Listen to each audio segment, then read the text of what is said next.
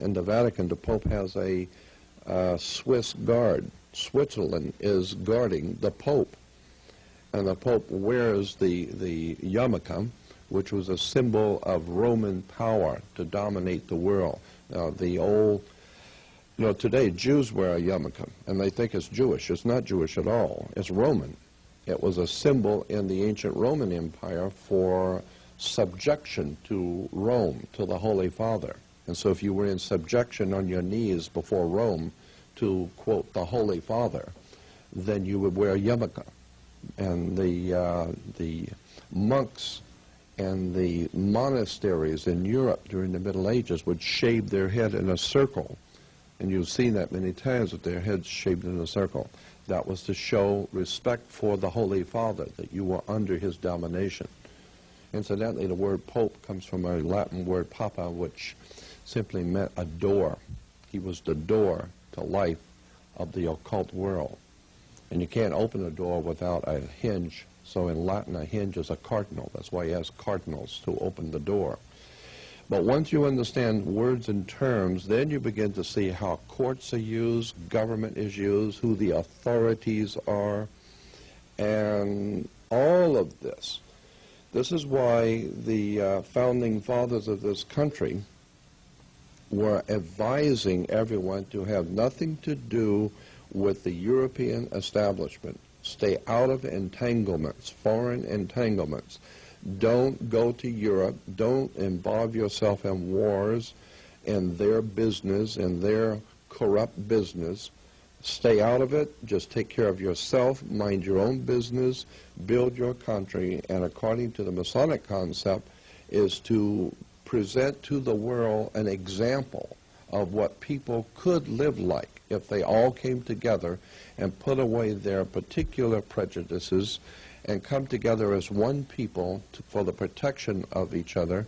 You could found a great nation, which was the New Atlantis, that was dreamt of by all of the philosophers. One day when the whole world would be able to live together as brothers in protection and freedom. Well, of course, the masters behind European banking and families had no intentions of letting that happen. I wanted to talk a little bit about the use of words in commerce. If you go back to, let's see, generally speaking, this is just an overall concept. When a ship pulls into port, it's coming in on water. And there are two kinds of law basically on the earth. There's the law of the land and the law of water. The law of the land is actually Roman civil law. The law of the land simply means the law of the people that live on land. And so the law of the land is different in every country. It's according to the customs. Okay. The law of the land is according to the custom of the people that live on the land. So you can do things in Africa you can't do in Russia. You can do things in America you can't do in France. So it's the law of the land. Incidentally, this is why, and as I said, it's opposing the law of water. The law of water is banking law. And this is why the Statue of Liberty could not be put on land in America. The Statue of Liberty had to be put in water, in a port. It's because it's a maritime admiralty symbol. It's not the symbol of freedom. It's not the Statue of Freedom. It's a Statue of Liberty. Liberty is what a sailor gets when he pulls in the port on ship in the Navy. You get liberty, which means you ask permission. You have freedom. If you want to go out on a date and use your father's car, you don't just walk out and get in the car and drive off. You ask permission. And if they say yes, then you have the liberty. Liberty does not mean freedom at all. As a matter of fact, the origin and evolution of the charitable trust in English law and its applications to the church says, well, I should hold off on this because it's going to impact on something I'm about to say. I'll read this in a few moments. So you have liberty as opposed to freedom. Like Dick Gregory always says, in America we talk about the land of the free and the home of the brave. We're not free or brave. We just go along to get along. And the founding fathers put their lives and their sacred honor and all that they own on the line and defeated the British in the field of battle to found this country in the Revolutionary War. It's estimated only 2 to 3% of the male population actually took up arms against England. 97% were farmers and who loved the King of England, who wanted to stay under the king.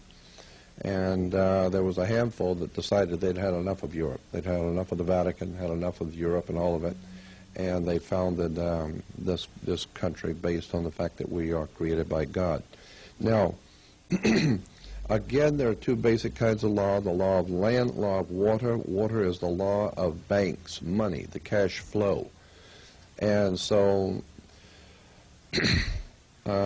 ships. This is why if you buy something, they're going to ship it to you. When a ship pulls into port, it parks at the dock. Where it parks is called its berth. It's called berthing a ship, or the ship sits in its berth. And the captain has to provide for the port authority a certificate of manifest for each and every product that he's bringing in. Each product has to have its own certificate of manifest, its own certificate showing, if it's a 2-door, a 4-door, how much does it weigh, what color is it, just like your driver's license. How much do you weigh? What is the color of the eyes? What's the color of the hair? Why? Because you are a manufactured product. But so the ship sits in the harbor. The captain, incidentally, the word captain comes from a Latin word capital. Capital means money. That's why you have the capital. The captain has to provide for the port authority a certificate of manifest, which is an individual certificate given all of the vital statistics on that product. What color is it, its weight, etc. And why? Well, because yesterday the ship wasn't here. This morning it popped in, and so therefore it's manifested. So they have to have a certificate of manifest, because the thing is just manifested. And so the judge rules from the bench. Now, the reason why a judge rules from the bench is because of the banking, because of admiralty law, because of the law of water, because he represents the bank. The judge rules for the bank. I'm trying to put this in a context so you'll understand what I'm saying. The reason why we have terms in courts is because of shipping, because of maritime admiralty, because of the law of water. So a judge rules from the bench. The word bench is a Latin word for a bank. Bench means, in Latin, bank. Where do you find a bank? You find banks on both sides of a river bank. River banks direct the flow of the current sea.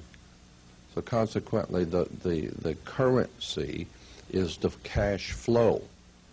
And this is why you have a circuit court, because it's the flow of the current. And so when you were born, you came out of your mother's water.